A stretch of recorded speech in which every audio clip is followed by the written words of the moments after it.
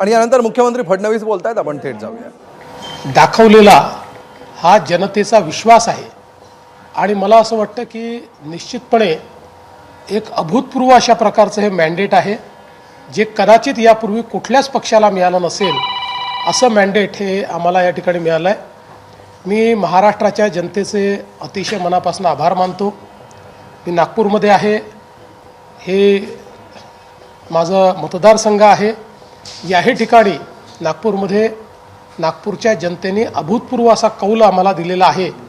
त्यामुळे नागपूरच्या जनतेचेही मनापासून आभार मानतो आणि एकच विश्वास मी देऊ इच्छितो की या अभूतपूर्व विजयानंतर आम्ही कुठेही त्या ठिकाणी अति आत्मविश्वासात जाणार नाही, कुठेही गर्वात जाणार नाही. तर आम्ही असं समजतो की ही जनतेने आमच्यावर टाकलेली जबाबदारी आहे आणि ही जबाबदारी योग्य प्रकारे आम्हाला निभवायची आहे. त्या पुढच्या काळातही आम्ही चांगल्या पद्धतीनं कारभार चालवून, पारदर्शी प्रामाणिकतेतून कारभार चालवून आम्ही हा प्रयत्न करू की या ठिकाणी हे जे काही मॅन्डेट आहे त्या मॅन्डेटला साजेसं आमचं काम असेल. महापौर कोण होईल यावर चर्चा होती. मराठी होईल, हिंदू होईल, कोण होईल?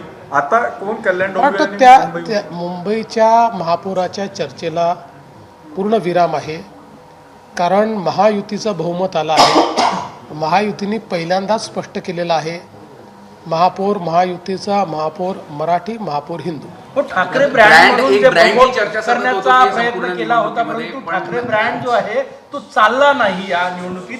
विकासाचा देवाभाऊचा ब्रँड. मी असं म्हणेन की महाराष्ट्रामध्ये ब्रँड जर म्हणाल तर एकच होता, तो म्हणजे हिंदू हृदय सम्राट शिवसेना प्रमुख बाळासाहेब ठाकरे. इतर कोणीही आपल्याला ब्रँड समजणं हे अतिशय अयोग्य आहे. तशा पद्धतीने कोणीही समजू नये असं माझं मत आहे.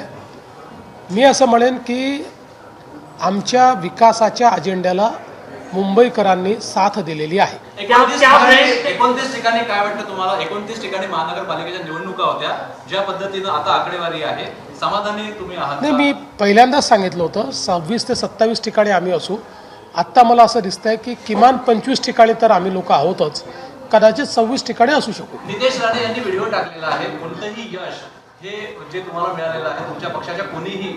नितेश राणेने एक व्हिडिओ टाकलेला आहे, हसताना तो व्हिडिओ आहे, ठाकरेंना चिडवण्याचा तो व्हिडिओ आहे. त्यामुळे कोणीही या विजयानंतर अशा व्हिडिओच्या बद्दल तुमचं काय मत आहे?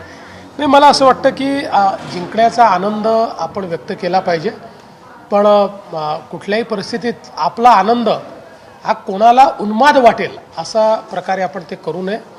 मला वाटतं आपल्याला सगळ्यांना माहिती आहे की ठाकरे आणि राणे हा एक इतिहास आहे.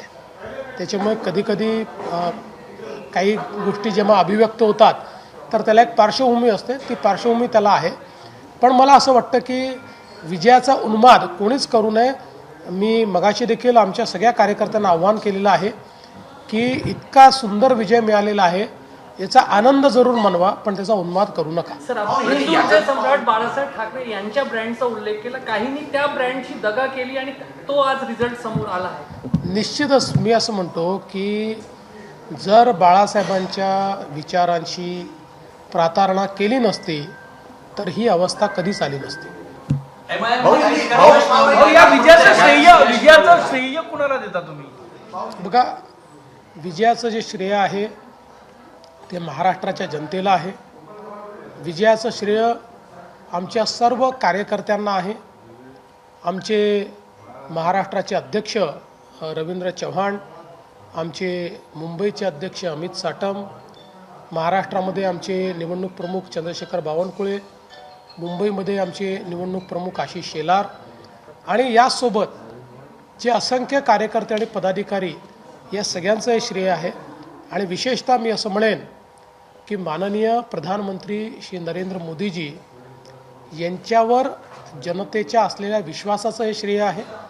आणि ज्या प्रकारे आमचं जे शीर्षस्थ नेतृत्व आहे, त्या ठिकाणी मोदीजी असतील, अमितभाई असतील, आमचे अध्यक्ष नड्डाजी असतील किंवा कार्याध्यक्ष नितीन नवीनजी असतील, महाराष्ट्रामध्ये आमच्या पाठीशी खंबीरपणे उभे राहणारे आमचे नेते नितीनजी गडकरी असतील, या सगळ्या नेत्यांच्या आशीर्वादामुळे हे घडलं आहे.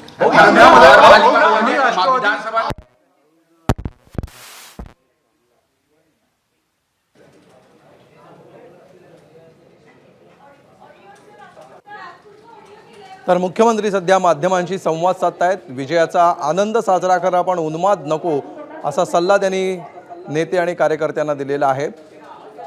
आणि महाराष्ट्रातल्या वेगवेगळ्या शहरांमध्ये ज्या प्रकारे अभूतपूर्व यश महायुतीला मिळालं त्याचं श्रेय हे नागरिकांना आणि कार्यकर्त्यांना देत असल्याचं देखील फडणवीसांनी म्हटलेलं आहे.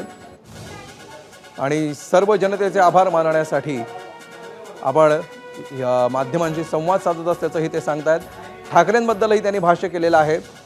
शिवसेना प्रमुख बाळासाहेब ठाकरे हे एकमेव ब्रँड होते, इतर कोणीही स्वतःला ब्रँड समजू नये असंही त्यांनी म्हटलं. आणि ज्या प्रकारे त्यांचे आभार.